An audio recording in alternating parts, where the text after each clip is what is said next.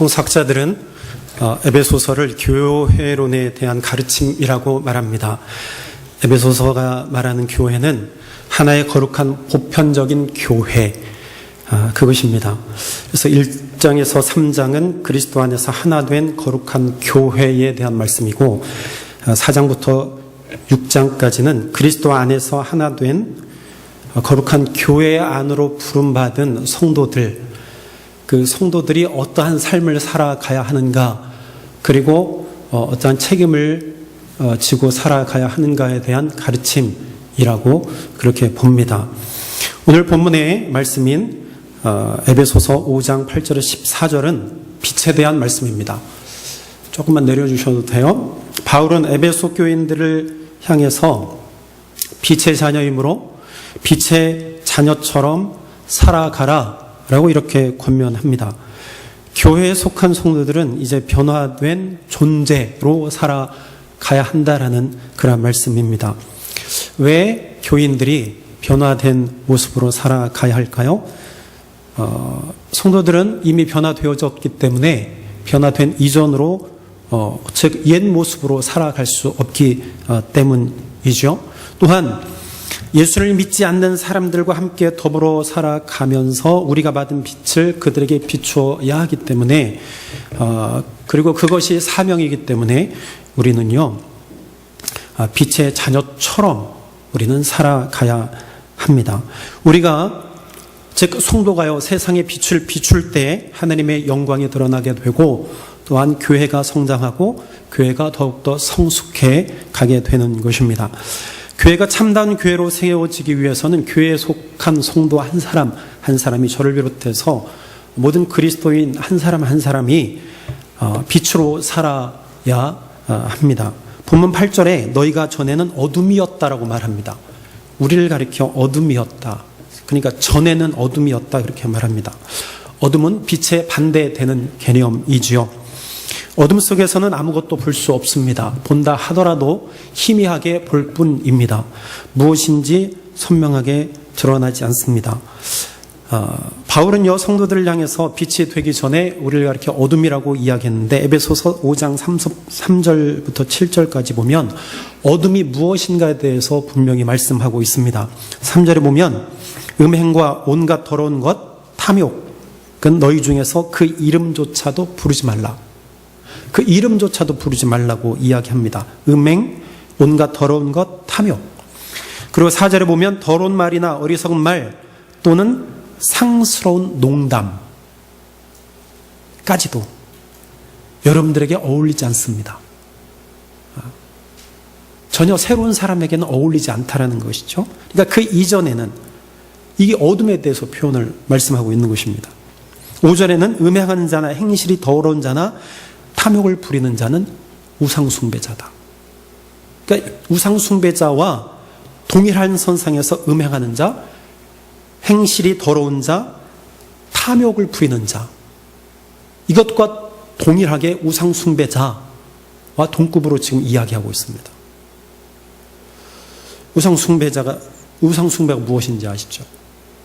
하나님을 등지고 있는 것, 하나님을 떠난 것, 그리고 다른 것을 섬기는 것, 그것이 우상숭배 아닙니까? 바로 이러한 것들이요 그리스도 안에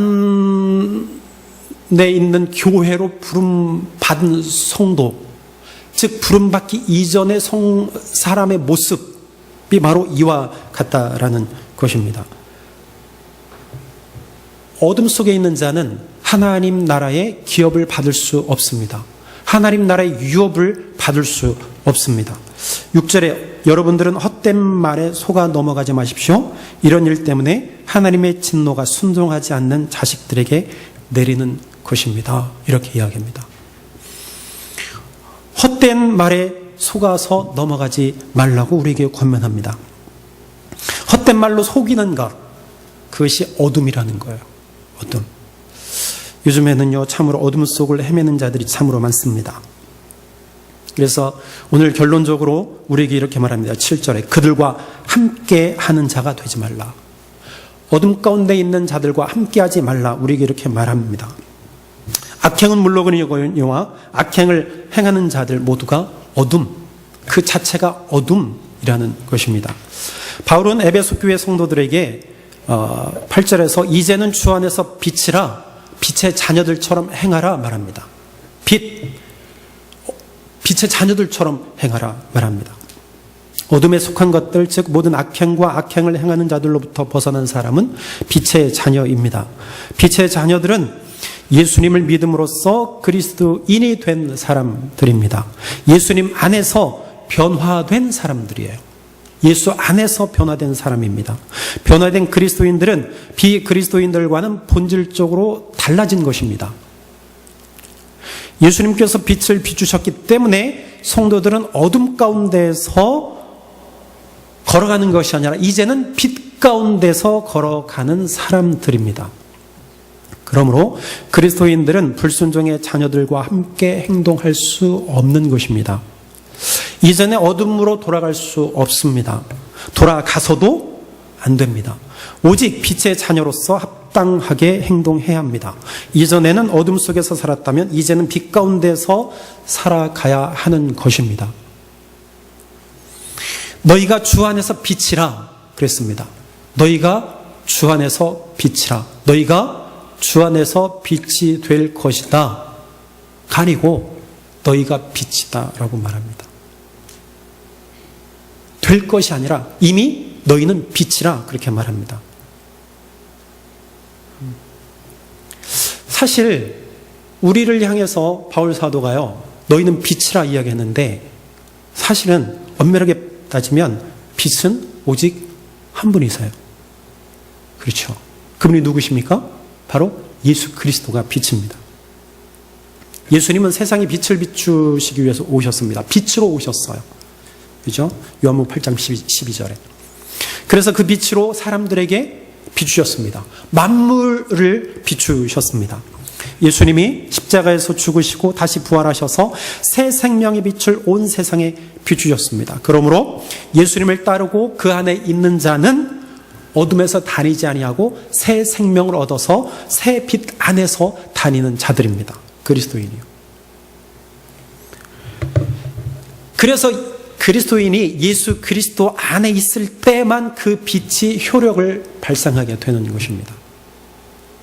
그래서 우리는 그리스도 안에서 빛이 되어서 그리스도 안에서 있어야 됩니다. 그래야 우리는 빛이 되고 우리가 그 빛이 되어서 세상에 비출 수 있는 것입니다.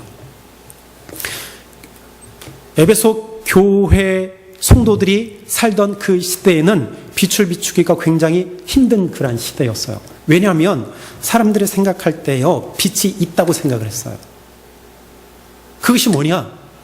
그것이 바로 로마의 법이고 헬라의 문화이고 헬라의 사상이고 또 유대교에서는 유대교의 율법이 빛이고 장로들의 전통이 빛이고 그렇게 생각을 했어요. 그러한 시대에 바울은요, 에베소 교인들을 향하여서 너희는 빛이라 말합니다. 너희는 빛이다. 당시의 사람들은 빛을 찾아서 헤맸어요. 그래서 사고했습니다. 배우기도 했습니다. 가르치기도 했습니다. 그리고 연구했습니다.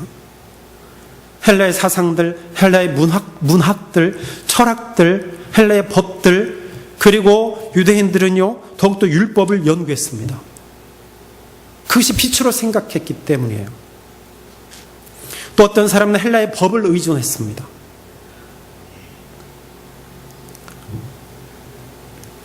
그러한 가운데서 에베소는요, 바울 선생님은 에베소 교인들을 향해서 너희는 주 안에서 빛이다 말합니다.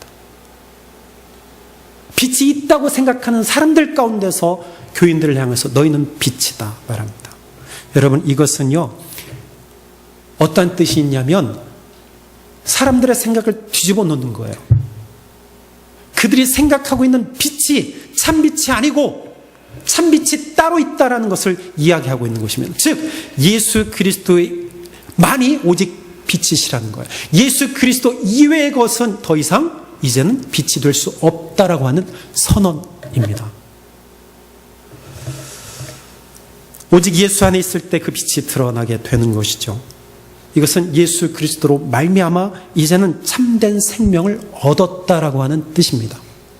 헬라의 법도 아니요, 유대의 장로들의 전통도 아니요, 율법도 아니요, 어떠한 헬라 문화가 아니요, 헬라 철학이 아니요, 참된 빛이 어디로부터 오느냐? 바로 예수 그리스도로부터 온다는 사실입니다. 이것을 바로 바울 사도는요, 너희는 빛이라, 내가 빛이다 라는 말을 통해서 우리에게 가르쳐주고 있는 것입니다.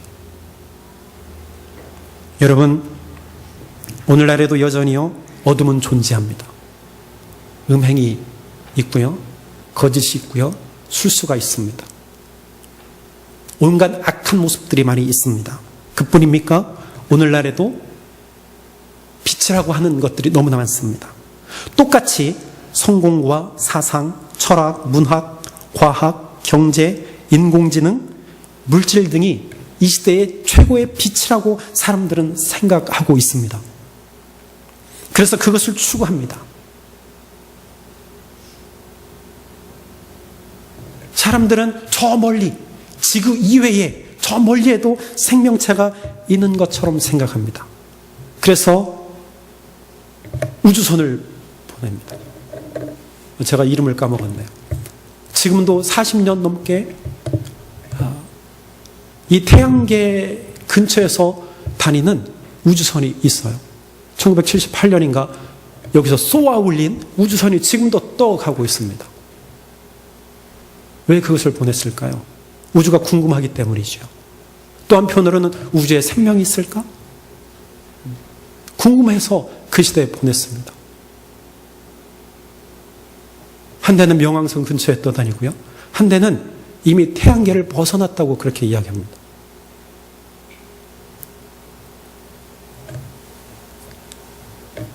여러분, 요즘 시대에도요, 성경이 기록된 시대하고 별반 다르지 않습니다. 사람들은 빛을 찾아서 헤맵니다. 참된 빛을 찾아서 따라다니고 있습니다. 여러분, 이러한 상황 가운데서요, 오늘날의 그리스도인들은 오직 예수님만이 빛이라는 이 사실을 드러내며 살아가야 합니다. 사상, 철학, 문화, 경제, 돈, 인공지능, 이러한 것으로부터 빛을 찾을 수 없고 오직 예수로부터만 빛을 찾을 수 있다고, 빛을 받을 수 있다고, 그 안에서만 살아야 우리도 빛이 된다는 사실을 우리가 드러내며 살아가야 합니다. 성도는요, 빛입니다. 저 여러분들은 빛입니다. 예수 안에 있는 자만이 빛이 될 수 있습니다. 예수로부터, 예수님으로부터 생명의 빛을 우리는 받을 수 있습니다. 우리는 받았습니다. 어둠에 있는 자는 더 이상 빛을 낼 수 없습니다. 이미 빛이 된 사람은 빛의 자녀로 사는 것이 당연합니다. 여러분들에게 묻습니다. 여러분들 빛 가운데 살아가고 있습니까? 빛 안에서 살아가고 있습니까? 그래서 여러분들 자신이 빛이 된 것을 믿으십니까? 내가 빛이다, 내가 빛으로 지금 세상에 비추고 있다라는 사실을 여러분들 믿고 있습니까? 확신하고 계십니까? 여러분들은 빛입니다. 여러분들이 빛이에요. 여러분들 자신이 빛입니다. 여러분들의 삶 자체가 빛입니다. 여러분, 빛의 자녀로 살게 되면은요, 열매를 맺는다고 우리에게 말씀합니다. 어둠의 자녀는 어둠의 열매를 맺지만 빛의 자녀는 빛의 열매를 맺습니다. 마태복음 7장 15절부터 보면 거짓 선지자들을 삼가라. 양의 옷을 입고 너희에게 나오나 속에는 노략질한 일이라. 그들의 열매로 그들을 알지니 가시나무에서 포도를 또는 엉겅퀴에서 무화과를 따겠느냐. 이와 같이 좋은 나무마다 아름다운 열매를 맺고 못된 나무가 나쁜 열매를 맺나니 좋은 나무가 나쁜 열매를 맺을 수 없고 못된 나무가 아름다운 열매를 맺을 수 없느니라. 아름다운 열매를 맺지 아니하는 나무마다 찍혀 불에 던지느니라. 그러므로 그들의 열매로 그들을 알리라. 마태복음 12장 33절에 나무도 좋고 열매도 좋다 하든지 나무도 좋지 않고 열매도 좋지 않다 하든지 알아. 그 열매로 그 나무를 아느니라 말합니다. 열매를 통해서 그 나무를 알 수 있어요. 빛의 자녀는 빛의 열매를 맺고 빛의 열매를 맺는 자가 그리스도인입니다. 여러분, 신앙생활 하면서 빛의 열매를 맺고 있습니까? 빛의 열매를 맺고 살아가고 있습니까? 오늘 본문 9절에서 빛의 열매를 세 가지로 말합니다. 착함, 의로움, 진실함. 이 빛의 열매라는 거예요. 착함, 의로움, 진실함. 이것은요, 다른 것이 아니에요. 일반적으로 우리가 생각하는 도덕적인 선, 도덕적인 정직, 진실, 정의를 가리키는 말이에요. 그러니까 우리가 살아가면서 우리가 당연히 지켜야 할 것들이에요.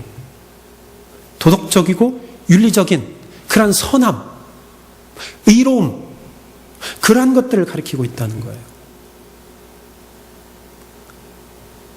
여러분, 우리는요, 우리의 삶 가운데서 그리스도인으로서 그리스도의 열매를 맺으며 살아가야 합니다. 우리의 삶 속에서 당연히 이런 모습들이 나타나야 합니다. 본문 10절에 주를 기쁘시게 할 것이 무엇인가 시험하여 보라 그랬습니다. 시험하여 보라. 시험하여 보라, 이 말은요, 분별하다, 입증하다, 증명하다, 검토하다, 탐색하다, 이러한 뜻을 가지고 있습니다. 삶을 통하여서 하나님이 기뻐하시는 뜻이 무엇인지 분별하라는 말씀이에요. 하나님의 뜻에 적합한 일이 무엇인지 찾으라는 말씀입니다. 그러므로 악행과 악행을 행하는 것을 즐거워하는 자들을 우리는 분별해야 돼요.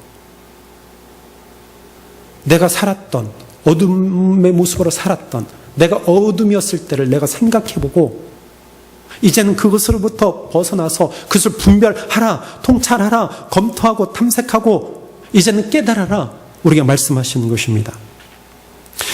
그리스도인들은요, 하나님이 기뻐하시는 뜻이 무엇인지 날마다 우리는 살펴보아야 됩니다.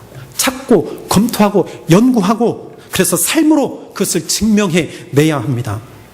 그리스도인들은요, 삶 속에서 하나님의 살아계심을 드러내야 합니다. 십자가에서 죽으시고 다시 살아나신 예수님이 그리스도라는 사실을 나의 삶을 통해서 드러나야 돼요. 드러내야 합니다. 삶의 열매를 통해서 그것을 드러내야 합니다. 증명해내야 돼요. 이것이 우리의 사명 아니겠습니까? 우리에게 주신 사명 아니겠어요? 우리가 도덕적으로 윤리적으로 형편없이 살면서 우리가 전도한다면 과연 그 말을 듣는 사람이 귀 담아 들을까요? 우리의 삶은 정말 엉터리로 살면서 예수 믿으시오 하면 정말 그 듣는 사람이 나의 삶을 다 아는데, 엉망으로 사는 것을 다 아는데, 도덕적으로 윤리적으로 타락한 삶을 살아가는 것을 아는데 예수 믿으라고? 그러면 그 말을 귀담아 듣겠습니까? 마음에 두겠습니까? 아니요. 그들은요, 나는 저런 예수 합니다, 그런 말 하지 않겠습니까? 그리스도인들은요, 빛으로 살며 빛의 열매를 맺으며 살아가야 합니다. 그럴 때 어둠의 일들이 드러나고 어둠이 물러가게 됩니다. 본문 11절은 이렇게 말합니다. 너희는 열매 없는 어둠의 일에 참여하지 말고 도리어 책망하라 말합니다. 책망하라. 책망하라 라는 말은 폭로하다, 부끄럽게 하라 라는 그런 의미가 있어요. 그리스도인들이 말로써 어둠의 일을 책망하기보다는 비그리스도인들과 철저히 구별되어 성결하며 거룩한 빛으로 살아갈 때 악행들이 폭로되고 그들이 부끄럽게 된다는 말씀입니다. 그러니까 삶을 통해서 드러내라는 것이죠. 빛의 자녀는요, 말하기도 부끄러운 행위들을 이 세상 가운데서 반드시 드러내며 살아가야 합니다. 어떻게 가능합니까? 내가 빛의 열매를 나타낼 때 가능합니다. 마태복음 5장 16절에 보면 너희의 빛이 사람 앞에 비치게 하여 그들로 너희 착한 행실을 보고 하늘에 계신 너희 아버지께 영광을 돌리게 하라, 이렇게 말씀합니다. 그러므로 성도는요, 빛 가운데서 빛의 열매를 맺으며 사는 것이 참 중요합니다. 그런데 여러분, 우리가 한 가지 기억해야 될 것이 있습니다. 그리스도인들이 빛의 자녀로서 빛의 열매를 맺을 때 어둠이 드러나고 죄를 폭로한다고 해도 모든 어둠이 다 드러나는 것이 아니라는 사실입니다. 모든 것을 확연하게 드러낼 수 있는 분은 오직 예수 그리스도밖에 없습니다. 마지막 예수님이 이 땅에 오실 때 모든 어두운 정체들이 확연하게 완전히 드러나게 될 것입니다. 죄의 본질이 완전히 드러나게 될 것입니다. 그때가 되면 우리가 비추지 못한 것들까지도 완전히 비추임 받아서 모조리 다 예수님 빛 아래 모든 것이 드러나게 될 것입니다. 그러므로 그리스도인들은요, 끝까지 빛을 발하며 살아야 됩니다. 인내하며 빛을 비추어야 합니다. 본문 14절에 이렇게 말합니다. 그러므로 이르기를 잠자는 자여 깨어서 죽은 자들 가운데서 일어나라. 그리스도께서 너희에게 비추이시리라 말합니다. 여러분, 어둠이 드러나고 죄를 폭로하는 궁극적인 목표가 어디에 있습니까?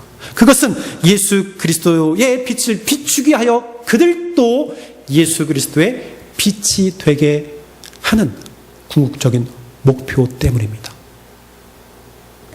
확연하게 드러나지 않아도 지금 이 순간 우리의 비춤으로 인하여서 그 빛을 받아 예수님 앞으로 나올 수 있는 한 영혼이 있기 때문에 우리는요, 인내하면서 우리의 빛을 비추어야 합니다.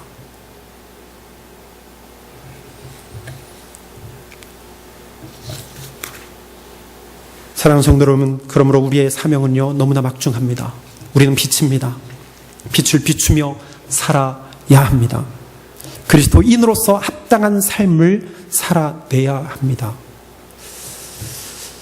합당한 열매를 맺으며 살 때 하나님이 역사하십니다. 그러므로 우리는요, 더욱더 우리의 영성을 길러내야 합니다. 영적으로 우리는 깨어 있어야 합니다. 또한 윤리적, 도덕적으로도 거룩하고 깨끗한 삶을 살아내야 합니다. 참된 빛을 받아 변화되어 빛이 된 사람이라면 비그리스도인들과 어떻게 구별되어져야 하는지 분명히 알 수 있고 깨달을 수 있고 또 결심하여서 올곧게 살아갈 수 있어요. 여러분, 빛의 자녀로서 빛의 열매를 맺기 위해서 예수님의 삶을 따라 사시기를 바랍니다. 예수님을 따르는 삶은요, 십자가의 길입니다. 십자가의 길은 고난입니다. 좁은 길입니다. 희생의 길입니다. 세상의 쾌락과 육신의 일을 도모하지 않는 것과 명예와 권세를 따라가지 않는 길입니다. 십자가의 길은 영광의 길이요, 진리의 길이요, 승리의 길이며 영원한 길입니다. 서울대 명예교수이며 교계 대표 원로 장로님 중에 손봉호 교수님이라고 있습니다.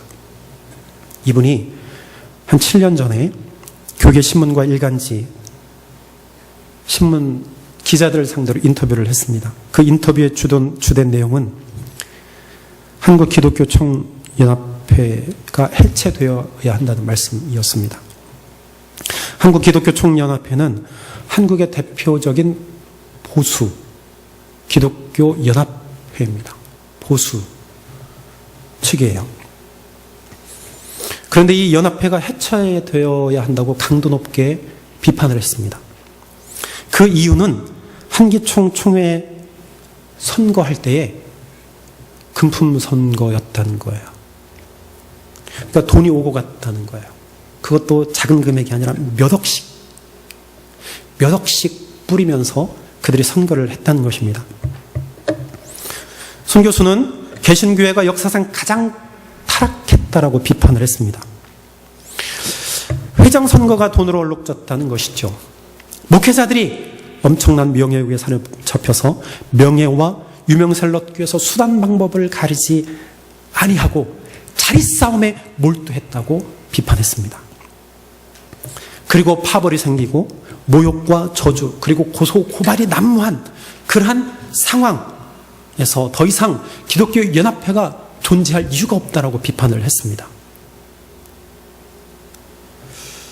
여러분, 그리스도인들조차도 이해하지 못할 일들이 대표적 기독교 단체에서 일어나고 있는데 비그리스도인들이야 오죽하겠습니까? 그들의 눈에 비춰지는 기독교가 어떤 모습으로 비춰지겠습니까? 오히려 점점 더 세상의 정치는 발전하고 있습니다. 법도 만들고요. 어떻게 해서든지 돈 내서 떠난 그런 선거를 하려고 물론 다 없어지지 않지만 얼마나 노력합니까? 그런데 기독교 단체가 여전히 금품 선거를 하고 있다는 것이죠. 고소고발, 모함, 술수. 여러분 거기에 나온 사람들이요 다 대표적인 사람들이에요.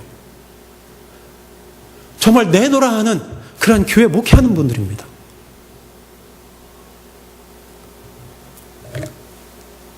세상에 빛이 되어라, 세상에 빛이 되어 살아라, 열매 맺으며 살아라, 이렇게 외치는 사람들이요 윤리적으로 도덕적으로 점점 타락해져 갔습니다. 그들은요 전혀 비추되지 아니하고 빛의 열매를 맺지 못하고 살았습니다. 여러분 이 모습은요 한국 기독교가 점점 정말 타락의 길로 빠져가고 있음을 단적으로 나타내는 사건이었습니다. 그렇다면 이렇게 손 교수가 비판하고 난 이후에 7년이라는 세월이 흘렀는데 지금은 좀 나아졌을까요? 그 손 교수님의 비판의 소리를 듣고 정말 개혁의 모습들이 있었을까요? 제가 볼 때는 전혀 그렇지 않습니다. 전혀 나아지지 않았어요. 오히려 점점 더 미궁 속으로 빠져들어가고 있습니다. 여러분 종종 교계 뉴스에 회개운동을 일으킵니다. 회개운동합시다. 이런 기사가 떠요. 그런데 딱 거기까지예요. 더 이상 후속 기사가 나오지 않습니다. 그 왜일까요? 그냥 말잔치에 그쳤기 때문입니다. 그냥 말만 한 거예요. 실질적으로 회개운동까지 가지 않았기 때문이에요. 여러분 기독교가 어찌 이렇게 되었습니까? 여러분 그런데 그 회개운동이 실질적으로 일어나지 않은 이유가 무엇인지 아십니까? 기가 막히게도 그것은요 자리싸움 때문이래요. 자리싸움. 무슨 회개운동 하는데 무슨 장이 필요합니까? 무슨 대표가 필요해요? 네가 하네 내가 하네 이 싸움 하다가 실질적으로 회개운동이 일어나지 않는다는 이 사실, 여러분 무서운 일입니다. 우리가 하나님 앞에서 어떠한 모습으로 서려고 그럽니까 도대체? 한없이 도덕적으로 윤리적으로 타락해져가는 이 교회의 모습들을 한번 보십시오. 여러분 우리는 어떻습니까? 우리는 지금 바른 모습으로 살아가고 있습니까? 정말 빛의 자녀로 빛의 열매를 맺으며 살아가고 있습니까? 참으로 암울한 시대, 암담한 시대에 살고 있습니다. 마지막 보루인 교회가 타락해가고 있습니다. 오히려 세상 정치, 세상 윤리보다 더 타락하고 있는 이 교회 모습을 한번 보시길 바랍니다. 여러분 정말 우리는 빛의 자녀로 살아가야 합니다. 빛의 열매를 맺으며 살아가야 합니다. 나에게 빛을 비추어 주신 예수 그리스도만을 소망하며 그분의 빛이 온 세상에 비추이도록 우리 함께 일어나서 빛을 발해야 됩니다. 예수님이 비추어 주셨으니 내가 빛을 드러내야 돼요.